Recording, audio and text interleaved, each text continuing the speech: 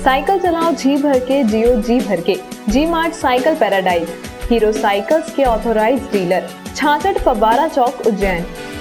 नमस्कार, जय श्री महाकाल। न्यूज मालवा के आज के बुलेटिन में आप सभी दर्शकों का स्वागत है और मैं हूं श्रद्धा पंचोली। बढ़ते हैं न्यूज मालवा की खबरों की ओर और आज देखते हैं खबरों में क्या है खास।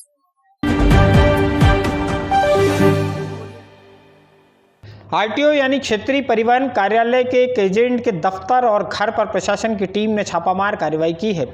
इस आरटीओ एजेंट के भरतपुरी स्थित कार्यालय से लगभग 100 और घर से 4 ऐसी फाइलें मिली हैं जिन्हें आरटीओ कार्यालय में होना था।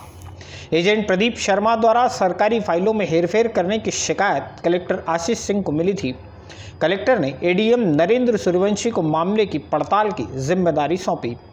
गुरुवार की शाम एडीएम सूर्यवंशी ने तहसीलदार पूर्णिमा सिंघी और पुलिस बल को साथ लेकर आरटीओ के पीछे स्थित प्रदीप शर्मा के कार्यालय पर छापामार कार्रवाई की। प्रदीप शर्मा आसपास ही मौजूद था। छापामारी के दौरान वह मौके से चंपत हो गया। उसके कार्यालय से 100 फाइलों के अलावा कुछ सील, आरसी बुक, रसीदें आदि बरामद की गई हैं। एडीएम नरेंद्र सूर्यवंशी प्रदीप शर्मा के 3 बत्ती चौराहा स्थित घर पर भी पहुंचे। यहां से भी वाहनों से संबंधित 4 फाइलें जब्त की गई हैं। कुछ एक आध फाइल यहाँ से आरटीओ संबंधित हम लोगों ने प्राप्त की है, उसकी ही कार्रवाई हो रही है। अब जो भी इंटीग्रेटेड प्रतिवेदन प्रत्यक्ष तैयार करने की कार्रवाई की जाएगी। सर, ऑफिस से क्या क्या मिला है? ऑफिस से जैसा आपको पता है कि ऑफिस में ऑफिशियल फाइलें मिली हैं, कुछ लाइसेंस मिले हैं, कुछ आरसी बुक मिली है, कुछ रसीद कट्टे में एक हाथ किसी दूसरे आरटीओ ऑफिस के मिले हैं। इसके अलावा और भी कुछ सील भी बरामद है, ऑफिशियल सील्स भी बरामद होती है। ऐसे कुछ ऑफिशियल सामान बरामद हुआ है जैसा आप लोगों ने वहाँ पे देखा है। और यहाँ एक कुछ 2-1 फाइल मिली है छोटी छोटी, उसको नायब तहसीलदार ने प्राप्त किया है। अग्रिम कार्रवाई की जाएगी।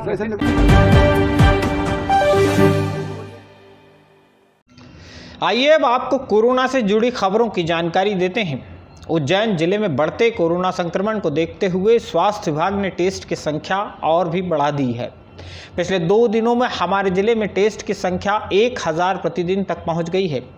बुधवार गुरुवार की दरमियानी रात माधवनगर अस्पताल में एक और कोरोना मरीज की मौत होने की सूचना है। अन्नपूर्णा नगर में रहने वाले 50 वर्षीय शख्स को पहले गुरु नानक अस्पताल लेकर परिवार के लोग पहुंचे। यहां तबीयत में सुधार नहीं आया तो उन्हें देशमुख अस्पताल ले जाया गया। कोरोना की आशंका में उनकी जांच हुई और उन्हें माधवनगर अस्पताल में शिफ्ट करना पड़ा। रात करीब 12 बजे उन्होंने दम तोड़ दिया। बुधवार रात एक बार फिर से जिले में 35 नए कोरोना मरीज सामने आए हैं। इनमें से 31 उज्जैन शहर के हैं। नागदा, बड़नगर, तराना और घटिया से एक नया मरीज मिला है। कोरोना के एक्टिव केस की संख्या बढ़कर 267 पर पहुंच गई है। इन सारे हालातों को देखते हुए कलेक्टर आशीष सिंह ने गुरुवार को धारा 144 के तहत प्रतिबंधात्मक आदेश जारी किए। राज्य शासन की गाइडलाइन के अनुसार जिले में होली, रंग पंचमी की गैर किसी तरह के जुलूस, जलसे अथवा मेले का आयोजन नहीं होगा। 100 से अधिक लोगों का आयोजन करने के लिए आपको जिला प्रशासन से अनुमति लेना होगी। एक खास बात, कलेक्टर के धारा 144 वाले आदेश में भी कहीं रात 10 बजे बाजार को बंद कराने वाली बात शामिल नहीं है। जबकि बुधवार को माधवनगर थाना क्षेत्र में तो बाकायदा पुलिस वैन से लाउड स्पीकर पर रात 10 बजे बाजार बंद कराने का ऐलान कर दिया गया था। खैर, खाकी है, हर चीज़ के लिए इन्हें आदेश की ज़रूरत नहीं पड़ती। कोरोना के संबंध में जो दूसरी लहर अभी आई हुई है उसका असर उज्जैन में भी देखने को मिल रहा है। लगातार केसेस की संख्या बढ़ रही है और अत्यंत मैं कहता हूं कि सावधानी बरतने की आवश्यकता है पूरी शहरवासियों को, पूरे जिला वासियों को। और जागरूकता का जो अभियान है वो हमारे द्वारा ऑलरेडी चलाया जा रहा है, लेकिन जो लोग नहीं मान रहे हैं उनके लिए स्पॉट फाइन का और खुली जेल का की कार्रवाई जो है वो भी कराई जा रही है। मैं सभी से अपील करूंगा कि इसकी आवश्यकता नहीं पड़नी चाहिए। सभी लोग सोशल डिस्टेंसिंग और मास्क के जो नॉर्म्स है उनका पालन करें। हमारी तरफ से माधवनगर अस्पताल के अलावा चरक अस्पताल को भी प्रारंभ कर दिया गया है। मरीजों की संख्या को देखते हुए प्राइवेट अस्पताल भी अलग से जो है इलाज कर रहे हैं। आगामी त्योहारों को देखते हुए किसी भी प्रकार के रैली को, जुलूस को, गैर को राज्य शासन के द्वारा ही प्रतिबंधित किया गया है। तो हमारे द्वारा भी धारा 144 का आदेश निकालकर उस पर प्रतिबंध लगाया गया है। और 100 से अधिक अगर व्यक्तियों का जमावड़ा होना या कोई कार्यक्रम होना है तो उसके लिए जिला प्रशासन की अनुमति जो है वो पूर्व अनुमति आवश्यक होगी। मैं आपके माध्यम से सभी से अपील करता हूं कि जो दूसरी लहर है और कुछ लोगों में यूके स्ट्रेन भी जो देखने को मिला है, इसमें बहुत सावधानी बरतने की आवश्यकता है, बहुत गंभीरता दिखाने की आवश्यकता है। सभी लोग सोशल डिस्टेंसिंग और मास्क का अगर प्रयोग करेंगे और जितने लोगों को पात्रता है वैक्सीन की, अगर आपकी उम्र 60 साल से ज़्यादा है या फिर आप 45 साल से ज़्यादा उम्र के हैं और आपको कुछ बीमारियां हैं जो 10-12 बीमारियां कोमॉर्बिडिटी में आती हैं, जैसे ब्लड प्रेशर और शुगर वगैरह, तो आप लोग तत्काल जाके वैक्सीन लगवा लें। वैक्सीन जो पात्र लोग हैं वो लगवाते रहें और सब लोग सोशल डिस्टेंसिंग और मास्क का पालन करते रहें, तो निश्चित रूप से हम लोग ये जंग जीत लेंगे।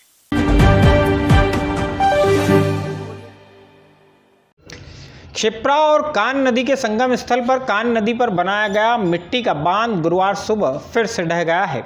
कच्चा बांध टूट जाने के कारण कान नदी का दूषित पानी क्षिप्रा नदी में जा मिला। सुबह जैसे ही यह खबर कलेक्टर आशीष सिंह तक पहुंची, उन्होंने तहसीलदार सहित जल संसाधन और लोक स्वास्थ्य यांत्रिकी विभाग के अधिकारियों और अमले को मौके पर भेजा। ताबड़तोड़ गंदे पानी को त्रिवेणी पाले पर किसी तरह रोकने के प्रयास आरंभ किए। ये प्रयास नाकाफी थे।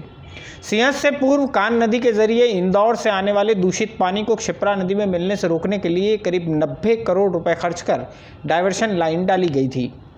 90 करोड़ रुपए से गंदे पानी को क्षिप्रा से अलग शहर से बाहर निकालने के इंतजाम तो हुए, लेकिन इसी गंदे पानी को रोके रखने के कोई ठोस उपाय नहीं किए गए।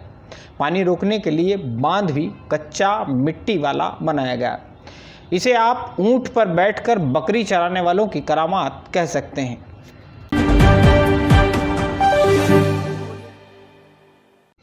इस्कॉन मंदिर के पीछे वाले हिस्से में उज्जैन विकास प्राधिकरण की जमीन से गुरुवार को विकास प्राधिकरण, राजस्व और नगर निगम के अमले ने अतिक्रमण कर बना लिए गए झोपड़े हटाने की कार्रवाई की है। हो सकता है कुछ लोग इस कार्रवाई को भी माफिया के खिलाफ अभियान के तहत हुई कार्रवाई बताने की कोशिश करें। आपके सामने यह भी आंकड़ा रखा जाए कि करोड़ों रुपए कीमत की जमीन अधिकारियों ने कब्जा मुक्त करा ली है। ऐसा कुछ नहीं है। प्राधिकरण की जमीन पर जिन लोगों की झोपड़ियां बनी हुई थी वे सभी प्रवासी मजदूरों के परिवार हैं, किसी तरह के माफिया नहीं। इस तरह के लोग आमतौर पर खानाबदोश जिंदगी गुजर बसर करते हैं और जहां खाली ज़मीन मिल जाती है वहां अपने अस्थायी झोपड़े तान लेते हैं।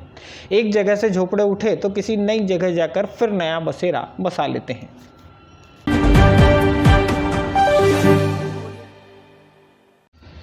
बड़नगर रोड पर एक कबाड़ी के यहां से मिले 1 साल पुराने किसान कर्ज माफी के प्रमाण पत्रों को अब कांग्रेस भाजपा के खिलाफ हथियार बनाने निकली है। गुरुवार को क्षीरसागर स्थित शहर कांग्रेस कार्यालय में एक पत्रकार वार्ता का आयोजन किया गया। इसमें कांग्रेस के नेताओं ने मीडिया कर्मियों के माध्यम से जनता को वे सारे कर्ज माफी के प्रमाण पत्र दिखाए जिन्हें कबाड़ी के यहां से बोरे में भरकर लाया गया था। जिला कांग्रेस अध्यक्ष कमल पटेल और शहर कांग्रेस अध्यक्ष महेश सोनी ने दावा किया कि कमलनाथ सरकार के वक्त किसानों का कर्जा माफ हुआ था, लेकिन कर्जा माफी के सर्टिफिकेट किसानों तक पहुंचने ही नहीं दिए गए। महेश सोनी ने कहा कि कांग्रेस के कर्जा माफी के पत्र कबाड़ी तक पहुंचने के मामले में एफआईआर दर्ज कराई जाएगी। कांग्रेस के दोनों प्रमुख नेताओं ने बताया 20 मार्च को कांग्रेस जिले में लोकतंत्र सम्मान दिवस मनाएगी और इस दिन सुबह 10 बजे क्षीरसागर गांधी उद्यान से तिरंगा रैली निकाली जाएगी। यह रैली फ्रीगंज में बाबा साहब अंबेडकर की प्रतिमा स्थल पर समाप्त होगी। 20 मार्च को ही ठीक 1 साल पहले अल्पमत में आने के कारण पूर्व सीएम कमलनाथ ने इस्तीफा दे दिया था।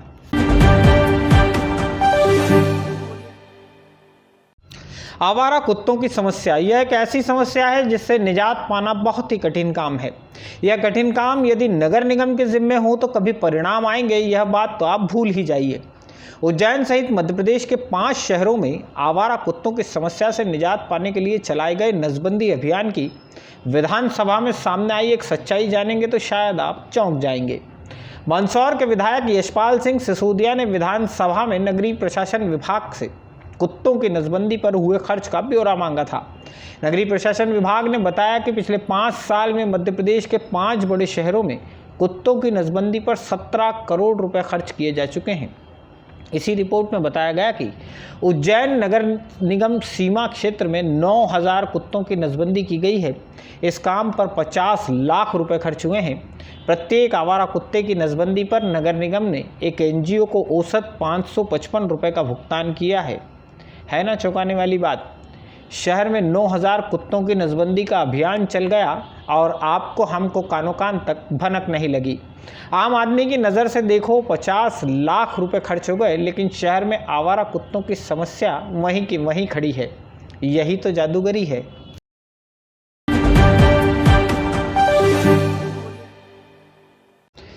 बक्सी रोड के कंचनपुरा इलाके में रहने वाली 17 साल उम्र की एक बालिका ने फांसी लगाकर आत्महत्या कर ली है। इस बालिका का नाम साक्षी पिता अनिल कुमार रायकवार है।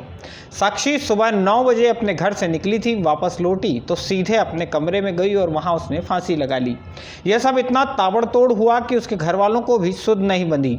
पुलिस ने साक्षी का मोबाइल फ़ोन जब्त किया है।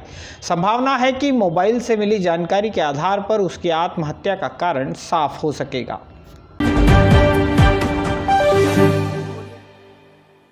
न्यूज मालवा के आज के बुलेटिन में फिलहाल इतना ही। न्यूज मालवा को लाइक और शेयर करना ना भूलें, साथ ही अपने सुझाव कमेंट बॉक्स में जरूर लिखें। अगले अंक में क्या होगा खास, ये देखने के लिए आप देखते रहिए न्यूज मालवा। जय श्री महाकाल।